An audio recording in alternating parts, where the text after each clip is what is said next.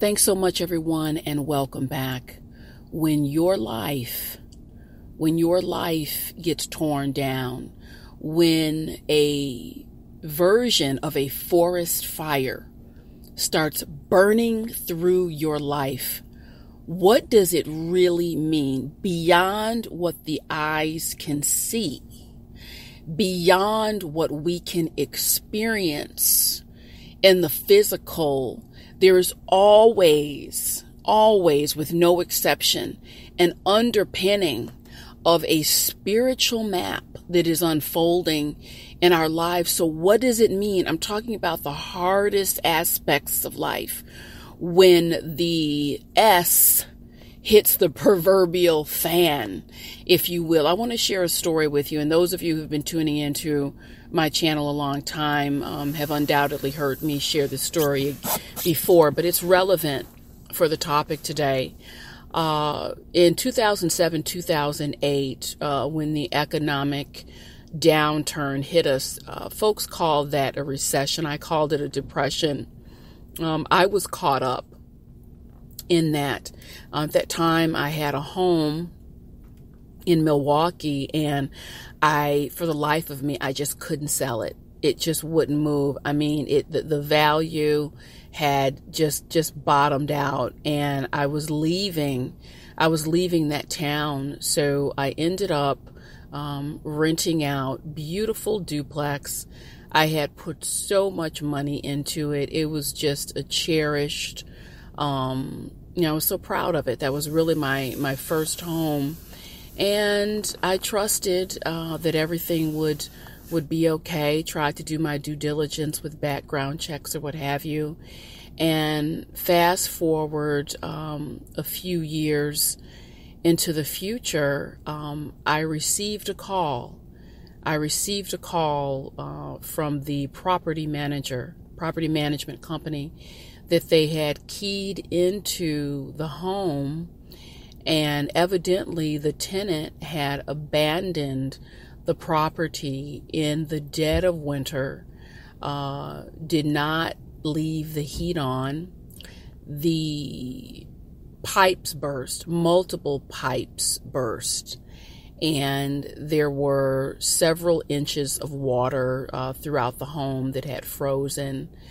And they told me you're going to need to fly in. Obviously, you're going to need your insurance adjusters to come out here. And nothing could have prepared me when I was on that flight, headed back to that property. Nothing could have prepared me for what I opened the door and saw. Had no idea that water and ice could do so much damage to a home. And I opened the door, and my knees buckled. I literally fell to my knees. What was once a beautiful, was an old Victorian style home. The wooded floors were buckled. The walls had caved in. I didn't know if the stuff was going to drop in on me. It was devastating, horrifying. Windows were busted. It was Armageddon. And it was the start of a year-long, as in 1 year, horrific process. We're talking about $230,000 worth of damage, fighting with the insurance companies. I was terrified. of, what's going to happen to my credit rating. Am I going to have to do a bankruptcy? I mean, what's going to happen here? And I will tell you that was the start of the forest fire raging. And I sat quietly at the start of everything, and I said, Lord, I don't know what this is about. But I'm going to trust you and go ahead and take this walk. And it was a grinding walk filled with daily calls, pushing paperwork, making sure everything got done. It was on a wing and a prayer that the insurance company decided to even cover all the damage. And mind you, this was a home that I had tried to sell. I couldn't, and was just losing money hand over fist each month. Now, the situation, this is this is what the Lord can do. And what I went through with that house is just a metaphor for life. We may not understand it, particularly when we're in it and at the start of it, but the Lord knows what he's doing. Can take that forest fire, and you know what happens after a forest fire. The smoke clears, the dust settles, and that foliage, those plants, those trees come up lush and beautiful, more lush and beautiful than ever. And to complete my testimony, I will tell you that not only because the house was basically torn down and repaired, refurbished, not only did the bank agree to, we're going to take this back, we're going to do what is called a deed in lieu.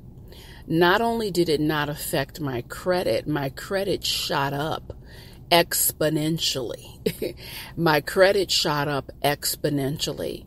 I was no worse for the wear. That house was unloaded. It had literally been a noose around my neck for many years. I didn't have to do a bankruptcy, and it turned out, as that old saying goes, my butt landed in the butter. Okay.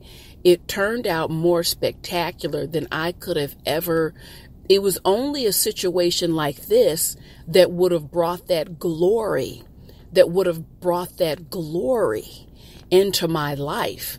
And then I thought about, well, should I double back? Should I press charges against the tenant? This is so wrong what was done. But I'll tell you, the Lord took care of that.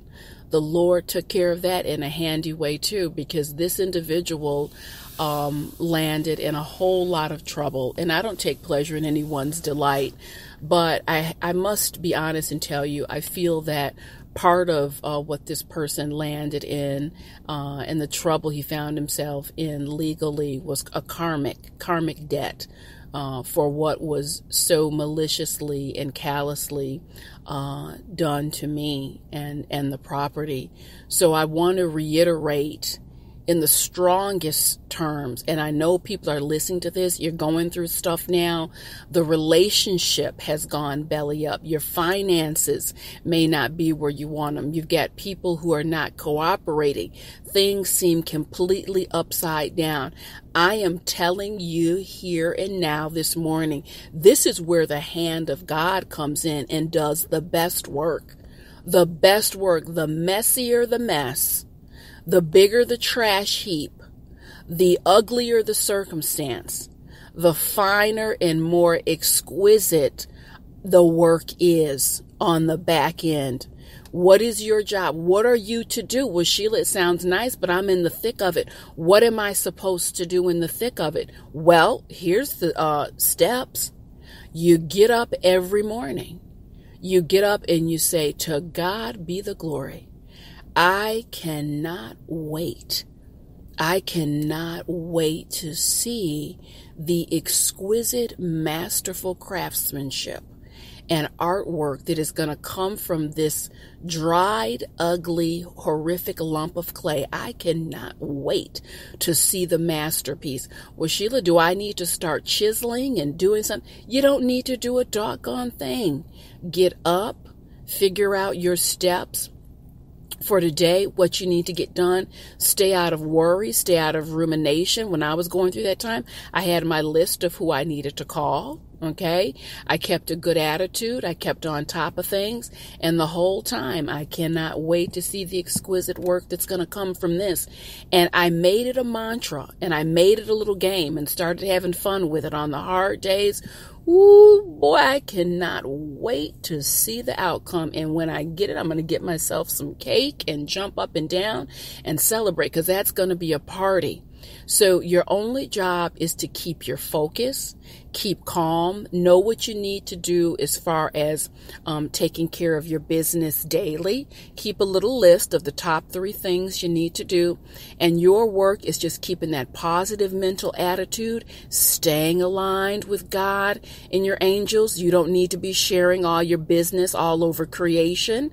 You just have your conversation with God each morning. If you have a couple trusted friends, you may want to let them in on it so they can give you some support. If you don't, the conversations with your angels and God is perfectly sufficient to get you throughout the day. And you don't wear the stress. You don't wear the gloom and worry.